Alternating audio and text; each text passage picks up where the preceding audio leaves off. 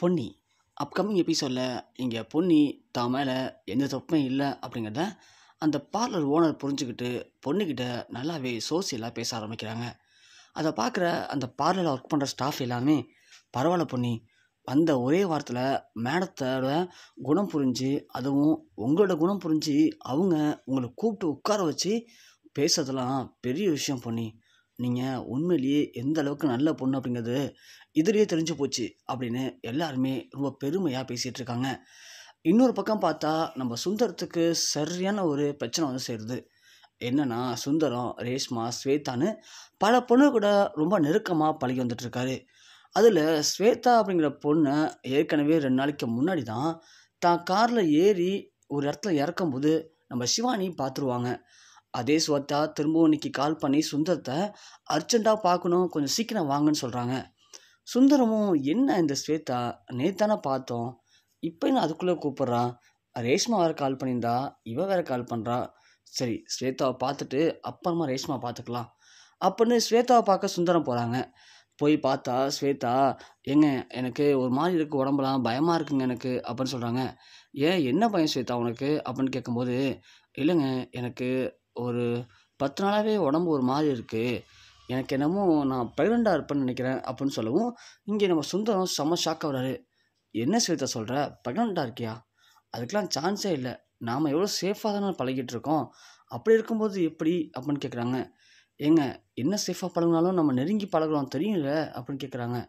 இருக்கும் ஸ்வேதா, ஆனால் நீ நினைக்கிறதுக்கெலாம் வாய்ப்பு இருக்காது அப்படிங்கவும், இல்லைங்க எங்கள் அண்ணன் கூட தான் நான் தங்கியிருக்கேன் இப்போது, எங்கள் அண்ணனுக்கு மட்டும் இந்த விஷயம் தெரிஞ்சதுன்னா அவ்வளோதான், எங்கள் அப்பா அம்மாலாம் ஊரில் இருக்காங்க, இந்த விஷயம் எல்லாருக்கும் தெரிஞ்சதுன்னா கண்டிப்பாக என்ன கொன்னே போட்டுருவாங்க அப்படிங்கவும், சுந்தரம் ஒன்று, இங்கே பாரு ஸ்வேதா, எதுக்கு இப்போ பயப்படுற, ஃபஸ்ட்டு அதுவான கன்ஃபார்மே தெரியாது, தெரியாமலே போயிட்டு நீ ஏன் பயந்துட்டு கிடக்கிற அப்படின்னு சொல்கிறாங்க. ஒரு கிட்டு வாங்கி செக் பண்ண வேண்டியதானே அப்படின்னு சுந்தரம் சொல்ல, இல்லைங்க எனக்கு பயமாக இருக்குது, ஏன், நான் அதை போய் வாங்கும்போது யாராவது பார்த்துட்டாங்கன்னா கண்டிப்பாக எங்கள் அண்ணனுக்கோ இல்லை எங்கள் அப்பா அம்மாவுக்கோ தெரிஞ்சு போயிடும், அப்போலாம் தெரிஞ்சதுன்னா என்னால் தாங்க முடியாது, அதான் நான் வாங்கலை அப்படின்னு சொல்கிறாங்க. சரி இரு வரேன் அப்படின்னு சொல்லிட்டு சுந்தரம் காரை ஓரமாக பார்க் பண்ணிவிட்டு அவர் போயிட்டு ஒரு மெடிக்கல் ஷாப்பில் ஒரு கிட்டை வாங்கிட்டு வந்து ஸ்வேதா கையில் கொடுக்குறாரு. இதில் செக் பண்ணி பார் ஸ்வேதா தெரிஞ்சிடும்னு சொல்லிட்டு, அவங்களும் செக் பண்ணி பார்த்துட்டு பாசிட்டிவ் வந்துருக்குங்கன்னு சொல்கிறாங்க. பாசிட்டிவா, அப்போ இந்த பிரச்சனை இல்லையான்னு கேட்குறாரு நம்ம சுந்தரம். ஐயோ பாசிட்டிவ்னா நான் கர்ப்பமாக இருக்கேன்னு அர்த்தங்க அப்படின்னு சொல்லவும், இங்கே சுந்தரம் செம்ம அதிர்ச்சி வராரு. என்ன ஸ்வேதா சொல்கிற, நீ கர்ப்பமாக இருக்கியா, ஆமாங்க இங்கே பாருங்கள் பாசிட்டிவ் தான் வந்திருக்கு, இப்போ என்ன பண்ண போகிறீங்க அப்படிங்கவும், சுந்தரத்துக்கு என்ன பண்ணுறதே தெரில. ஸ்வேதா, இதெல்லாம் யாருக்காவது தெரிஞ்சுன்னா தேவை பிரச்சனையான ஸ்வேதா, இந்த குழந்தைய நாம் பெற்றுக்கவும் முடியாது, நாம் சேர்ந்து வாழ்கிறது அப்படிங்கிறது அவ்வளோ ஈஸியான விஷயமும் இல்லை, நாம் இந்த குழந்தைய கலைச்சிடலாம், நீ இந்த குழந்தைய போய் கலைச்சிருப்போ அப்படிங்கிறாங்க.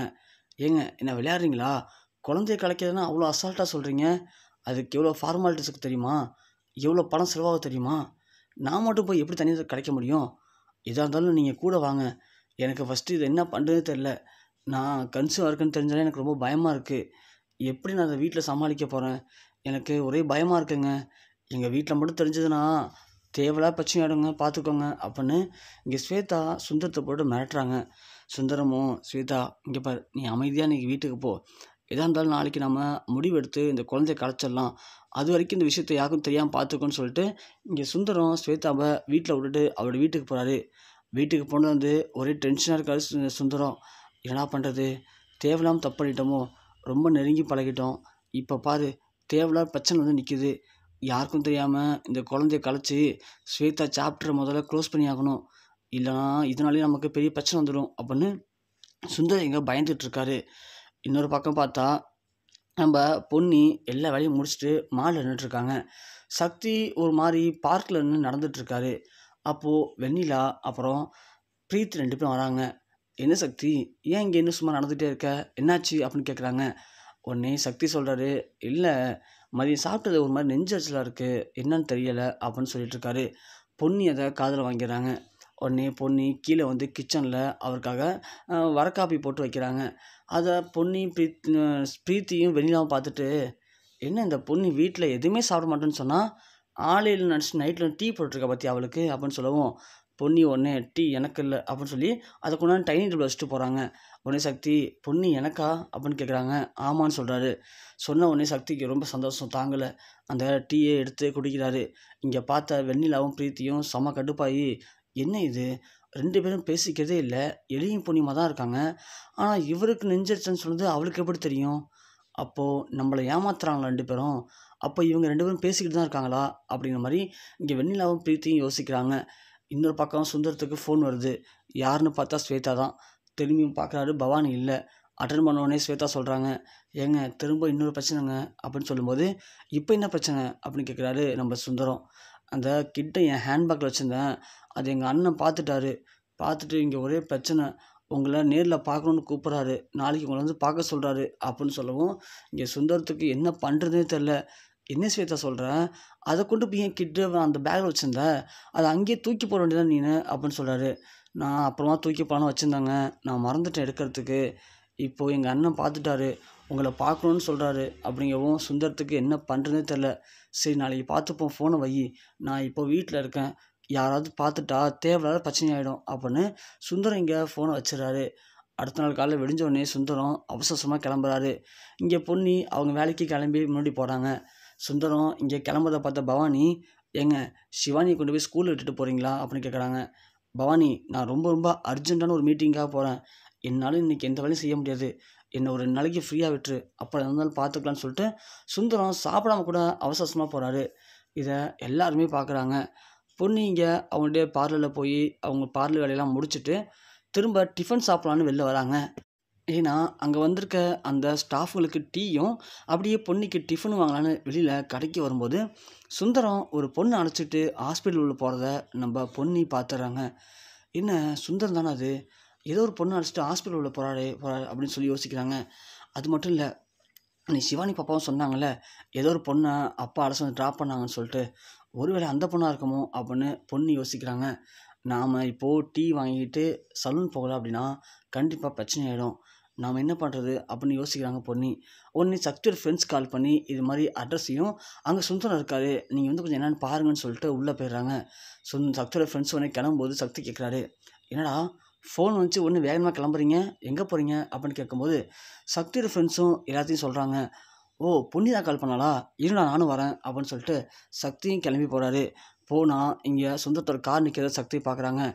மாமா ஏதோ அர்ஜென்ட் மீட்டிங்னு சொல்லிட்டு போனார், ஹாஸ்பிட்டல் என்ன பண்ணுறாரு அப்படின்னு சொல்லிட்டு உள்ளே போய் பார்க்குறாங்க. பார்த்தா சுந்தரம் ஒரு பொண்ணு கூட உட்காந்துருக்காரு. அதை பார்த்தோன்னு சக்தி செம்ம ஷாக்காக வர்றாரு. யாராக இருக்கும் இந்த பொண்ணு அப்படின்னு சொல்லிட்டு திரும்ப அந்த பொண்ணை ஏதோ ஒரு ரூம் அழைச்சிட்டு போயிட்டு வந்து உட்கார வைக்கிறாங்க. உட்கார வச்சுட்டு அவர் ஒரு ஃபோன் வருது பேசிட்டு வான்னு சொல்லிட்டு போகிறாரு. அப்போதைக்கு சக்தி பொறுமையாக போயிட்டு அந்த பொண்ணு பக்கத்தில் உட்காந்து பார்க்குறாரு.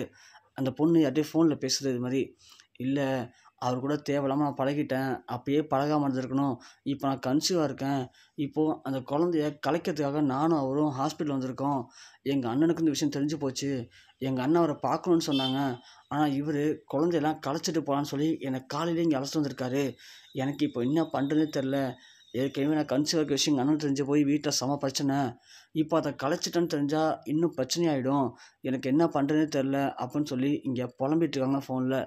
அதுக்கப்புறமா ஃபோன் பேசி முடிச்சுட்டு, சரி நான் கலைக்கலை, அவரை எங்கள் வீட்டில் அழைச்சிட்டு போய் பேச வைக்கிறேன் அப்படின்னு சொல்லிட்டு ஃபோன் வைக்கிறாங்க. சக்தி டக்குன்னு அங்கேருந்து ஏஞ்சிட்டாரு. கொஞ்சம் தூரம் வராது, கரெக்டாக சுந்தரம் வராங்க.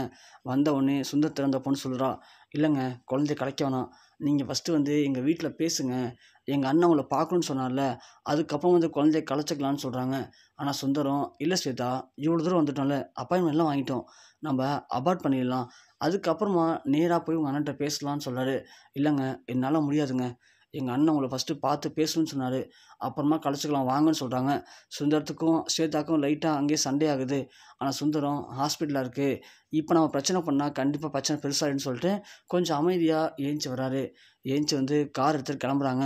அப்போன்னு பார்த்து அந்த கம்பவுண்டர், ஸ்வேதா ஸ்வேதா சுந்தரம் இங்கே ஒருத்தர் உட்காந்தாரு எங்கே அப்படின்னு கேட்குறாங்க. சக்தி உடனே போயிட்டு, சொல்லுங்கள் சார் என்னாச்சு, எதுக்காக வந்திருக்காங்க அப்படின்னு கேட்கும்போது, இல்லை சார் நீங்கள், நானும் அவர் அண்ணன் தான் 2 பேரும் இப்போ தான் கடைக்கு போயிருக்காங்க, அதான் கேட்குறேன் என்னாச்சுன்ட்டு அப்படின்னு சொல்லும்போது அந்த கம்பவுண்டரும் உடனே உளறிடுறான். இது மாதிரி கன்சீவ் ஆகிட்டாங்க, கலைக்கணும்னு வந்தாங்க, அதுக்குள்ளே எங்கே போகலான்னு தெரில அப்படின்னு சொல்லிட்டு, கடைக்கு தான் சார் போயிருக்காங்க, நான் வந்து அழைச்சிட்டு நீங்கள் போங்க அப்படின்னு சக்தி அனுப்பிடுறாரு. அப்போ தான் சக்திக்கு புரியுது, ஓ மாமா ஒரு பொண்ணு கூட நெருங்கி பழகியிருக்காரு. அந்த பொண்ணு கன்சீவ் ஆயிடுச்சு வேற. அத கலைக்கிறதுக்கு இங்க அழைச்சிட்டு வந்திருக்காரா? என்ன இவ்வளோ மோசமா இருந்திருக்காரு மாமா. மாமா பத்தின விஷயம் தெரிஞ்சா அக்கா தாங்க மாட்டாளே! இப்ப என்ன பண்றதுன்னு தெரியாம திருதிருன்னு சுந்தரம் சக்தி முழிக்க, சக்தி ஃப்ரெண்ட்ஸ் அப்படியே பொன்னிக்கு கால் பண்ணி இந்த விஷயத்த சொல்றாங்க. சொல்லி ஸ்பீக்கர்ல போடுறாங்க. உடனே பொன்னி சொல்றாங்க, "அவங்க பேரு ரேஷ்மாவா, ஸ்வேதாவா அண்ணே?" அப்படின்னு கேட்கும்போது, "ஸ்வேதாம்மா." "ஸ்வேதாவா?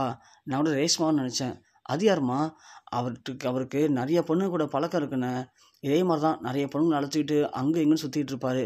நானே கிட்டத்தட்ட ஒரு 3, 4 பொண்ணுங்க கூட பார்த்துருக்கேன். அதுல எனக்கு நல்லா தெரிஞ்ச பொண்ணு ரேஷ்மா ஒண்ணு, ஸ்வேதா ஒண்ணு. இப்போ ஸ்வேதா கன்சீவா இருக்காளா? இது ஒண்ணும் புதுசு இல்லண்ணே. எனக்கு இப்படிலாம் நடக்கும்னு முன்னாடியே தெரியும்.